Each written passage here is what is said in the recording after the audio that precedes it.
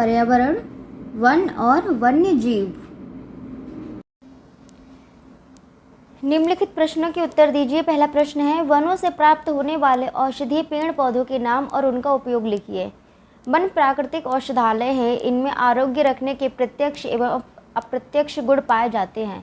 वनों के पेड़ पौधों से जीवनदायिनी प्राणवायु प्राप्त होती है। अनेक पेड़ पौधे जड़ी बूटी के काम आते हैं।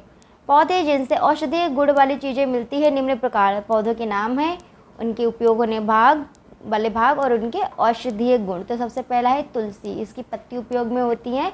गले की खराश त्वचा रोग के लिए काम आती है। नीम, इसकी पत्ती उपयोग होती है, प्रतिरोधी क्षमता के लिए काम आती है। सर्पगंधा, जड़ों का चूर्ण इसका उपयोग होता है, अनिद्रा रक्तचाप कम करने के लिए। इसबगोल के बीज, भूसी इसकी इस्तेमाल होती है, पेचिस व कब्ज ठीक करने के लिए। सिनकोना, इसकी छाल यूज़ होती है, मलेरिया की दवा के लिए। जामुन, बीजों का चूर्ण बनता है, इसका मधुमेह रोग में लाभदायक होता है। यूकेलिप्टिस, इसका तेल बनता है, जुकाम की औषधि है। हड़ बहेड़ा आंवला, फलों का चूर्ण होता है, उदर रोगों में उपयोगी होता है। मुलेठी, जिसकी जड़ इस्तेमाल होती है गले की खराबी के लिए। चंदन, जिसका तेल इस्तेमाल होता है, सिर दर्द में काम आता है। घी क्वार, इसका तेल इस्तेमाल होता है, सिर दर्द में काम आता है। बबूल, इसकी गोंद इस्तेमाल होती है और ये शक्तिवर्धक होती है। वन क्षेत्र में मिट्टी का कटाव कम क्यों होता है? वन क्षेत्र में मिट्टी का कटाव कम होने के कारण निम्नलिखित हैं। पेड़ पौधों और घास की जड़ें मिट्टी को जकड़े रहती है, जिससे वर्षा का बहता जल कटाव नहीं कर पाता है। वर्षा में बाढ़ के समय वन जल को वेग से नहीं बहने देते, जिससे मिट्टी का कटाव अर्थात बहाव कम होता है। मूसलाधार वर्षा का जल मिट्टी पर सीधा नहीं गिरता है। वन के पेड़ पौधे जल रोककर धीमे से गिरने देते हैं, जिससे कटाव कम होता है। वर्षा जल को सोखने के कारण तीव्र गति से बाढ़ नहीं आती है और मिट्टी का कटाव कम होता है। अगला प्रश्न है, किन्हीं 4 इमारती लकड़ियों के नाम लिखिए। शीशम, साखू, सागौन, आम, नीम, देवदार आदि महत्वपूर्ण इमारती लकड़ियाँ हैं और आप किसी भी 4 लकड़ी का नाम लिख सकते हैं। विलुप्त तथा संकटग्रस्त प्रजातियों में उदाहरण सहित अंतर स्पष्ट कीजिए। विलुप्त तथा संकटग्रस्त प्रजातियों में अंतर, यह है विलुप्त और यह संकटग्रस्त। विलुप्त क्या है? पशु पक्षियों की कुछ प्रजातियां जो पूरी तरह विलुप्त हो चुकी हैं विलुप्त प्रजातियां कहलाती है, जैसे डायनासोर, मेमथ, जो अब नहीं दिखाई देती है, मतलब होते ही नहीं है ही नहीं पूरे, मतलब जहाँ भी दुनिया में हम देखेंगे नहीं मिलते हैं। संकटग्रस्त प्रजातियां जो विलुप्त हो रही जा रही है, मतलब कुछ टाइम बाद ऐसा आएगा जो वो दिखाई देना बंद हो जाएंगी और वो कहीं पाई नहीं जाएगी। जो प्रजातियां खत्म होने की कगार पर हैं उन्हें संकटग्रस्त प्रजातियां कहते हैं, वो संकटग्रस्त प्रजातियां कहलाती है, जैसे बाघ, गिद्ध आदि। उत्तर प्रदेश में स्थित राष्ट्रीय उद्यान एवं वन्य जीव अभयारण्य के नाम लिखिए। उत्तर प्रदेश में स्थित निम्नलिखित स्थान है। चंद्रप्रभा अभयारण्य चंदौली, ये उत्तर प्रदेश में है। दुधवा राष्ट्रीय उद्यान लखीमपुर पीलीभीत, ये उत्तर प्रदेश में है। महावीर स्वामी वन्य जीव विहार ललितपुर, ये भी उत्तर प्रदेश में है। अगला प्रश्न है, वनों की संख्या कम होने के क्या कारण हैं? निम्नलिखित कारण है। पहला है, उद्योग को कच्चा माल लकड़ी आदि वनों द्वारा प्राप्त होती है, जिस कारण वनों में पेड़ काटे जा रहे हैं, जो वनों के विनाश का कारण है। महत्वपूर्ण लकड़ी आदि का वनों से काटा जाना, जैसे शीशम, साखू, सागौन, आम, नीम, देवदार आदि। वन्य जीवों का विलुप्त होना, जिस कारण मनुष्यों का वनों में जाने का भय कम होना तथा पेड़ों का काटा जाना। तापमान का लगातार बढ़ना, जनसंख्या का बढ़ना, जिस कारण मनुष्यों में लकड़ी आदि की मांग बढ़ना। अगला प्रश्न है, राष्ट्रीय उद्यान तथा वन्य जीव अभयारण्य क्यों बनाए गए हैं? वन्य एवं वन जीवों की सुरक्षा के लिए एवं संरक्षण हेतु राष्ट्रीय उद्यान तथा वन्य जीव अभयारण्य बनाए जाते हैं। भारत में प्राकृतिक तथा वन्य क्षेत्रों को राष्ट्रीय उद्यानों एवं वन्य जीव अभयारण्यों के रूप में सुरक्षित रखने के प्रयास किए गए हैं। उद्यान क्षेत्रों में कटाई, चराई तथा आवास को नुकसान पहुंचाने वाली किसी भी गतिविधि की अनुमति नहीं दी जाती, जबकि अभयारण्य में स्थानीय निवासियों के लिए जंगली उत्पाद एकत्र करने, वृक्षों तथा घास की सीमित कटाई तथा जमीन का निजी स्वरूप बना रहने देने जैसी बातों की छूट रहती है। अगला प्रश्न है, वन जानवरों को किस प्रकार लाभ पहुंचाते हैं?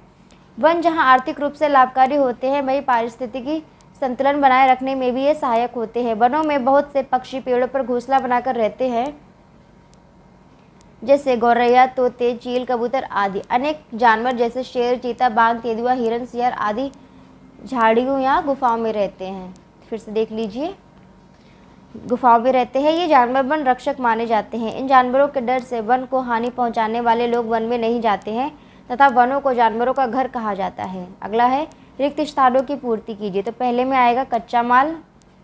वनों से हमें उद्योगों के लिए क्या प्राप्त होता है? कच्चा माल।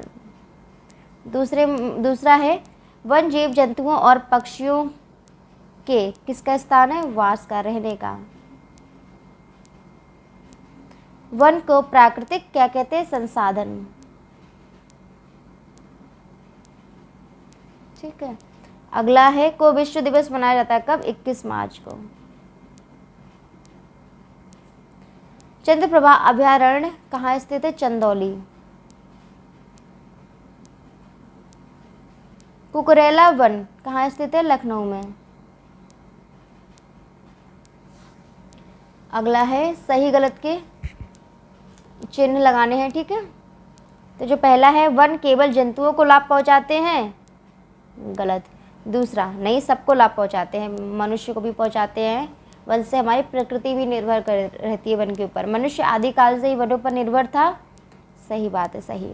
सिनकोना से मलेरिया की दवा प्राप्त होती है, सही बात है। गिद्ध एक विलुप्त प्रजाति है, सही बात है, क्योंकि अब धीरे धीरे गिद्ध विलुप्त होने जा रहा है। सागौन इमारती लकड़ी है, सही। पशु पक्षियों की प्रजातियां जो खत्म होने की कगार पर है विलुप्त प्रजातियां कहलाती हैं, 4 नहीं, संकटग्रस्त प्रजातियां कहलाती हैं। अगला है पेड़ पौधे वायु की गति बढ़ाने में सहायक होते हैं, वायु की गति तो नहीं बढ़ाते पेड़ पौधे। वन परिस्थितिकी संतुलन बनाए रखने में सहायक होते हैं वन, हाँ सही बात है। आगे है मानव के हस्तक्षेप से वनों पर प्रतिकूल प्रभाव पड़ता है,